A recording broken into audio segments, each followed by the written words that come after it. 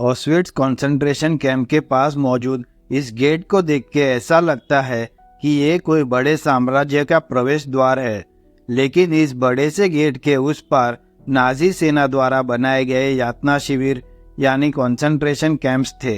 Europe से लाखों लोगों को रेलगाड़ियों में भर भर के इसी गेट से होकर कंसंट्रेशन कैंप्स में ले जाया जाता था। इसे गेट ऑफ डेथ भी कहा जाता है। इस दरवाजे से लोग कंसंट्रेशन कैंप के अंदर प्रवेश करते थे। इस दरवाजे पर लिखा है, आपका काम आपको आज़ादी दिलवाता है। लेकिन अफसोस की बात तो ये है कि जो कैदी इस दरवाजे के जरिए अंदर लाए गए, उनमें से ज़्यादातर लोगों को तो सिर्फ मृत्यु ही आज़ाद करवा पाई। ऑस्विट्स के कंसंट्रेशन कैंप्स की ये दीवारें अगर बोल सकती तो ये चिल्लाती, क्योंकि इन दीवारों ने इंसानियत पर हुई क्रूरता की ऐसी भयानक तस्वीरें देखी है जिसकी मिसाल इतिहास में कहीं नहीं देखी जा सकती। जो लोग यहाँ जाते हैं वो कहते हैं कि ये जगह किसी भी हॉन्टेड प्लेस से कम डरावनी नहीं है। लोग कहते हैं कि उन्होंने यहाँ जैसे बुरी ताकतों का अनुभव किया। यहाँ के वातावरण में इतनी खामोशी है कि मानो परिंदों की चहचहाहट भी सुनाई नहीं पड़ती। ये नाजी सेना द्वारा बनाए गए कंसंट्रेशन कैंप्स है। करीब 80 साल पहले इन कैंप्स को तब बनाया गया था जब इंसानियत को शर्मसार कर देने वाला और इतिहास का सबसे दुर्भाग्यशाली इवेंट होलोकॉस्ट का निर्माण हुआ था। ये होलोकॉस्ट आखिर क्या था, इसके होने के कारण क्या थे और कैसे इसे अंजाम दिया गया, इस वीडियो में हम इसी के बारे में जानेंगे। तो दोस्तों, सेकेंड वर्ल्ड वॉर के दौरान हिटलर और नाजी पार्टी ने यूरोपियन जूस यानी यहूदियों का जो कत्लेआम किया था उसे ही होलोकॉस्ट कहा जाता है। होलोकॉस्ट इतिहास का सबसे डार्केस्ट क्राइम था। ये होलोकॉस्ट वर्ड एंशिएंट ग्रीक से आया है और इसका मतलब होता है सेक्रीफाइस बाय फायर। हालांकि सेकेंड वर्ल्ड वॉर से पहले भी हुई बड़ी तादाद में लोगों की हत्या को बयान करने के लिए इस वर्ड का इस्तेमाल किया जाता था, लेकिन 1945 के बाद ये शब्द पूरी तरह यहूदियों के कत्लेआम को रिप्रेजेंट करने लगा। 1933 में हिटलर के पावर में आने से लेकर 1945 में सेकेंड वर्ल्ड वॉर खत्म होने तक नाजियों ने 60 लाख यहूदियों को मार डाला। यहूदियों को ढूंढ ढूंढ कर कॉन्सेंट्रेशन कैंप्स में भेजा जाता था, जहां उन पर भयंकर अत्याचार होते थे। और शायद आपको यह बात जानकर हैरानी होगी कि यहूदियों के सर्वनाश की कहानी लिखने वाले जर्मनी के तानाशाह एडोल्फ हिटलर ने अपनी पूरी जिंदगी में खुद कभी किसी भी कंसंट्रेशन कैंप को विजिट नहीं किया था। वो खुद कभी भी किसी यातना शिविर को देखने नहीं गया कि वहाँ कैदियों को कैसी यातनाएं दी जा रही है, वहाँ उनसे कैसे दिन रात काम करवाए जाते हैं और उन्हें बस इतना ही खाना दिया जाता था जिससे वो बस जिंदा रह सके। अब सवाल उठता है कि होलोकॉस्ट के कारण क्या थे। तो इसका सीधा सा कारण तो यही था कि हिटलर और उसकी नाजी पार्टी यहूदियों को खत्म करना चाहते थे और वो काफ़ी हद तक अपने इस मकसद में कामयाब भी रहे। लेकिन सवाल ये है कि हिटलर यहूदियों को मारना क्यों चाहता था और यहूदियों के प्रति हिटलर और नाजी पार्टी की नफरत का कारण क्या था। तो इसका सबसे बड़ा कारण था कि हिटलर और नाजी पार्टी के लोग सब ईसाई धर्म के लोग थे, जिनके भगवान थे जीसस क्राइस्ट, जिसे 2000 साल पहले यहूदी लोगों ने सूली पर लटका दिया था। इस कारण कई ईसाई लोगों की नज़र में यहूदी लोग हत्यारे थे। और दूसरा कारण था कि वर्ल्ड वॉर 1 में ब्रिटेन और यहूदी लोगों के बीच एक समझौता हुआ था। 2 नवंबर 1917 के दिन बेल्फोर डिक्लेरेशन हुआ था, जिसमें यह तय हुआ था कि यहूदी लोगों को ब्रिटेन की मदद करनी थी वर्ल्ड वॉर 1 में, और अगर ब्रिटेन युद्ध जीत जाता है तो यहूदी लोगों को फिलिस्तीन में एक नया देश बनाकर दिया जाएगा। अब जर्मनी हार गया था, लेकिन किसके कारण? इस ब्रिटेन के कारण। और ब्रिटेन को किसने मदद की थी? यहूदी लोगों ने। तो इस कारण भी बहुत सारे जर्मन लोग जर्मनी की हार के लिए यहूदी लोगों को जिम्मेदार मानते थे। और एक कारण ये हो सकता है कि फर्स्ट वर्ल्ड वॉर के दौरान तुर्कियों ने 1.5 मिलियन आर्मेनियंस की हत्या कर दी थी। ऐसा माना जाता है कि नरसंहार की इस घटना ने हिटलर को काफ़ी प्रभावित किया था, या कहा जाए कि इस घटना ने हिटलर को इंस्पायर किया था। और ऐसा हो सकता है कि आर्मेनियन जीनोसाइड की ये घटना होलोकॉस्ट के बीच बोने के लिए काफ़ी हद तक जिम्मेदार थी। नाजी पार्टी और हिटलर का यह मानना था कि जो ब्लॉन्ड है, नीली आंख वाले लोग हैं, यानी नॉर्डिक जर्मन आर्यन लोग हैं, वही इंसान है और इन्हें दुनिया पर राज करने का और जिंदा रहने का अधिकार है। बाकी जाति के जो लोग थे उन्हें जिंदा रहने का कोई अधिकार नहीं है, यानी उन्हें मार देना चाहिए। और इन यहूदी लोगों को जर्मन आर्यन लोगों का सबसे बड़ा दुश्मन माना जाता था। तो होलोकॉस्ट होने के पीछे ये सब मेन कारण थे। पर नाजी पार्टी ने सिर्फ यहूदी लोगों को ही निशाना बनाया, ऐसा नहीं था। जर्मनी के जिप्सी समाज के जो लोग थे और इनके अलावा जो ब्लैक कम्युनिटी के लोग थे, इनकी पहले जर्मन नागरिकता छीन ली गई और बाद में पूरे जर्मनी में टोटल 5 लाख ब्लैक कम्युनिटी के लोग थे जिसे नाजी पार्टी ने मरवा दिया। यानी नाजी पार्टी का निशाना सिर्फ यहूदी लोग ही नहीं थे, जर्मनी के सभी निचले समाज के जो लोग थे वो भी नाजी पार्टी के निशाने पर थे, जिसमें सबसे बुरा हाल इन यहूदी लोगों का हुआ था। फिर 1935 में एडोल्फ हिटलर ने जर्मनी में न्यूरेमबर्ग लॉस जारी किए। इस कानून को जर्मन ब्लड को प्रोटेक्ट करने के लिए बनाया गया था। इस कानून के तहत यहूदियों और जर्मन्स के बीच शादी और एक्स्ट्रा मैरिटल अफेयर्स को गैर कानूनी घोषित कर दिया गया। इस कानून ने यहूदियों से उनकी जर्मन सिटीजनशिप को भी छीन ली। फिर जर्मनी का राष्ट्रध्वज पहनने पर पाबंदी लगा दी गई। यहूदी लोगों को सरकारी नौकरी से निकाल दिया गया। यहूदी लोगों के व्यवसाय का बहिष्कार किया गया और यहूदी लोगों की संपत्ति भी छीन ली गई। सेकेंड वर्ल्ड वॉर के दौरान नाजी पार्टी ने सभी यहूदी लोगों को ये ऑर्डर दिया था कि वो अपने कपड़ों पर yellow star of David badge लगाकर रखे। स्टार ऑफ डेविड यहूदी धर्म का धार्मिक निशान है। ऐसा नाजियों ने इसलिए किया था ताकि यहूदियों को समाज से अलग किया जा सके और उन्हें आसानी से पहचाना जा सके और टारगेट किया जा सके। और पूरे जर्मनी में जितने भी यहूदी लोग थे उन्हें एक जगह पर इकट्ठा किया जाने लगा।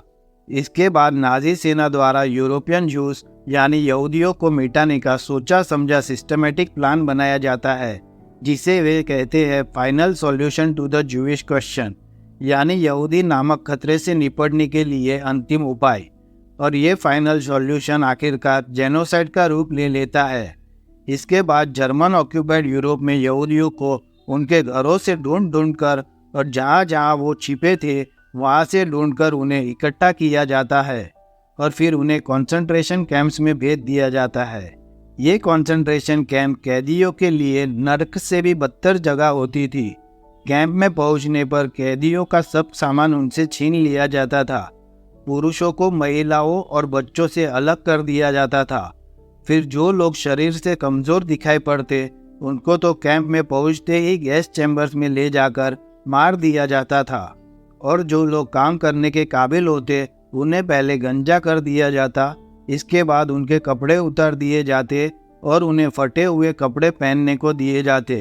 कैदियों से हर रोज 8 से 10 घंटे लगातार काम करवाया जाता और बदले में उन्हें सिर्फ इतना ही खाने को दिया जाता जिससे कि वो बस जिंदा रह सके। ना जाने कितने लोग तो भूख और बीमारी की वजह से मर गए। जर्मन ऑक्यूपाइड यूरोप में ऐसे बहुत से कैंप बनाए गए थे। इनमें सबसे बड़ा और भयानक था पोलैंड का ऑस्विट्ज कॉन्सेंट्रेशन कैंप, क्योंकि इस कैंप को मास एक्सटर्मिनेशन के लिए बनाया गया था। यहाँ लोगों पे मेडिकल एक्सपेरिमेंट्स किए जाते थे और यहाँ पे ऐसे गैस चैम्बर्स बनाए गए थे जिसमें कई लोगों को एक साथ जहरीली गैस से मरवा दिया जाता था। इस कैंप में लाखों बेगुनाह यहूदी लोगों को बड़ी क्रूरता और एक सिस्टमेटिक तरीके से मरवा दिया गया था। कॉन्सेंट्रेशन कैंप्स और गैस चैम्बर्स में यहूदियों को एक्सटर्मिनेट करने वाले प्लान से पहले नाजियों का ये प्लान था कि यूरोप की पूरी जूइश पॉपुलेशन को जबरदस्ती मदागास्कर आइलैंड में रहने के लिए भेज दिया जाए। और शायद ऐसा हो जाता तो कई बेकसूर यहूदी लोग मरने से और प्रताड़ित होने से बच जाते, लेकिन बदकिस्मती से ऐसा हो नहीं पाया। नाजीज अपने लेटर्स और डॉक्यूमेंट्स में जब भी होलोकॉस्ट का जिक्र करते थे तो उन्होंने कभी भी एक्सटर्मिनेशन और किलिंग जैसे शब्दों का इस्तेमाल नहीं किया। इसकी जगह वो कोड वर्ड यूज़ किया करते थे, जैसे कि फाइनल सॉल्यूशन, इवैक्यूएशन और स्पेशल ट्रीटमेंट जैसे शब्दों का इस्तेमाल करते थे। मई 1945 में एलाइड पावर्स ने जर्मनी को हराकर आखिरकार इन सब कंसंट्रेशन कैंप को आज़ाद करा दिया और इसके साथ ही होलोकॉस्ट का अंत हुआ। दूसरे विश्व युद्ध के इन 6 सालों के दौरान नाजियों ने करीब 60 लाख यहूदी, 5 लाख जिप्सीज और ब्लैक कम्युनिटी के लोग, 10 लाख पोलैंड के लोग और यूरोप में रहने वाले कुछ खास नस्ल के लोगों को सामूहिक रूप से मार दिया था। इसके अलावा नाजी पार्टी के विरोध में जो पार्टी थी, उनके कई राजनेताओं को भी मौत के घाट उतार दिया गया था। इतिहास के पन्नों पर यूं तो ऐसी कई दुखद घटनाएं दर्ज है, लेकिन दूसरे विश्व युद्ध के दौरान जर्मन ऑक्यूपाइड यूरोप में नाजियों ने यहूदियों पे जो अत्याचार किए, वैसे शायद ही इतिहास ने पहले कभी देखे हो। अगर इसे इतिहास का सबसे काला अध्याय कहा जाए तो इसमें कुछ गलत बात नहीं है। होलोकॉस्ट एक ऐतिहासिक घटना थी। इसको साबित करने के लिए हद से ज़्यादा एविडेंस मौजूद है, लेकिन इसके बावजूद दुनिया में ऐसे लोग हैं जो होलोकॉस्ट को सच नहीं मानते और कहते हैं कि होलोकॉस्ट एक मिथ और फैब्रिकेशन है। इन लोगों को होलोकॉस्ट डिनायर्स कहा जाता है। इन लोगों ने एक कॉन्स्पिरेसी थियोरी को जन्म दिया जिसे होलोकॉस्ट डिनायल कहते हैं। ये थियोरी कहती है कि होलोकॉस्ट नाम की इस मनगढ़ंत कहानी को सोवियत संघ ने इन्वेंट किया था।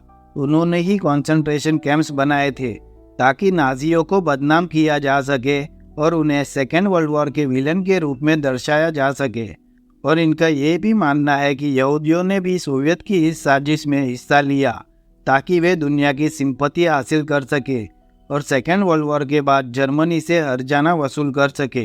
होलोकॉस्ट को साबित करने के लिए इतने सबूत है कि जिनसे बिल्कुल भी इनकार नहीं किया जा सकता, लेकिन इसके बावजूद दुनिया में बहुत से ऐसे लोग हैं जो इसे मानने से मना करते हैं। यहाँ तक कि जर्मनी में एक ग्रुप है जिन्हें नियो नाजी कहा जाता है। ये लोग होलोकॉस्ट डिनायल को पूरी तरह सपोर्ट करते हैं और हिटलर को एडमायर करते हैं।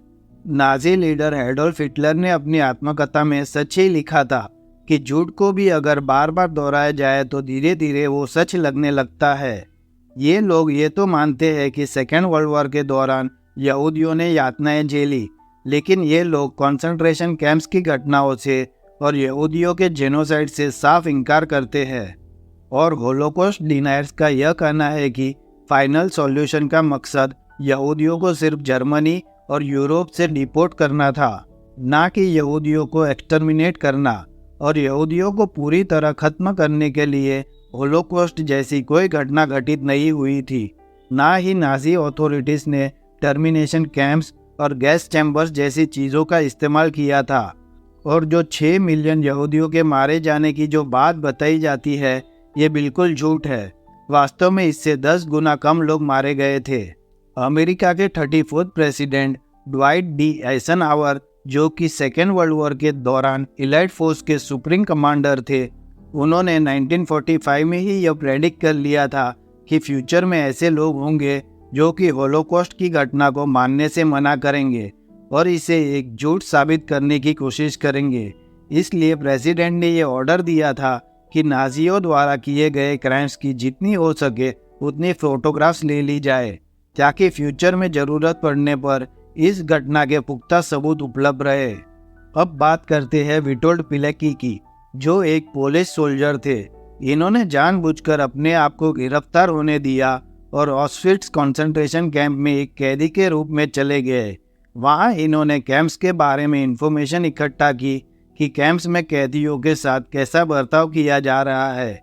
इसके बाद ये वहाँ से भाग निकलते हैं और एलाइड फोर्सेस को सबूतों के साथ ये प्रूव करते हैं कि कैंप्स में कैदियों पर भयानक अत्याचार हो रहे हैं। एनी फ्रैंक नाम की एक यहूदी लड़की, जो होलोकॉस्ट के सबसे ज़्यादा डिस्कस किए जाने वाले विक्टिम्स में से एक है।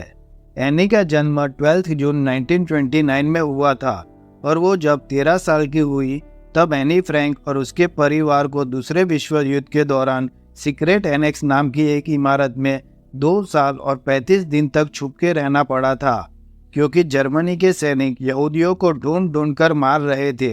इस सीक्रेट जगह पर आने के बाद एनी ने डायरी लिखना शुरू किया, जो 20th सेंचुरी की सबसे महान किताबों में से एक मानी जाती है। एनी फ्रैंक, जो सिर्फ 15 साल की थी जब उसने इस दुनिया को अलविदा कह दिया, वो होलोकॉस्ट में मारे गए 60 लाख यहूदियों में से एक थी। उसकी ये डायरी नाजियों द्वारा यहूदियों पर किए गए अत्याचारों का जीता जागता सबूत है। अपनी डायरी में वो लिखती है, जो बीत गया है उसे बदला नहीं जा सकता, लेकिन हम उसे दोबारा होने से रोक सकते हैं, और मैं मरने के बाद भी जीना चाहती हूँ। आज एनी की ये डायरी 70 से भी ज़्यादा भाषाओं में उपलब्ध है। फिर जब सेकेंड वर्ल्ड वॉर का अंत हो गया, तब एलाइड सोल्जर्स को ये एहसास हुआ कि जर्मनी के आम नागरिकों को ये पता होना चाहिए कि उनके देशवासियों ने कितने घिनौने अपराधों को अंजाम दिया है।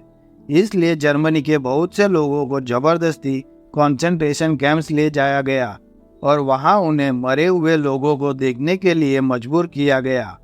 फिर इस इमेज में आप देख सकते हो कि जर्मनी के एक टाउन ऑर्डरूफ के मेयर और उनकी वाइफ को भी कंसंट्रेशन कैंप्स दिखाने लेकर जाया गया। तब वहां उन्होंने जो दृश्य देखे उसे देखकर वह स्तब्ध रह गए, और वहां से घर आने के बाद उन दोनों ने आत्महत्या करके अपनी जान ले ली।